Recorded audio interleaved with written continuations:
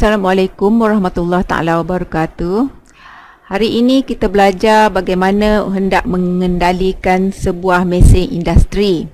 Mula-mula kita tengok apa yang ada di bawah kepala mesin jahit ini. Mari kita tengok, kita boleh angkat kepala mesin jahit ini. Kita boleh sandarkan dia ke belakang.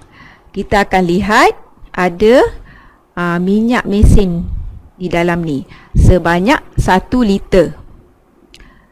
Kita akan gunakan minyak mesin industri ini ke dalam tangki mesin jahit high speed ni sebanyak 1 liter, ataupun kita boleh lihat ada penanda di dalam tangki tersebut.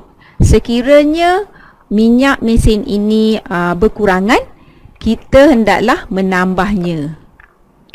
Caranya ialah buka dan tuang sehingga ke paras high. Kita boleh berhenti. Bagaimana puan-puan hendak mendapat minyak mesin ni? Puan-puan hendaklah membelinya di kedai menjual peralatan jahitan yang berhampiran. Mesti ada jual minyak mesin industri.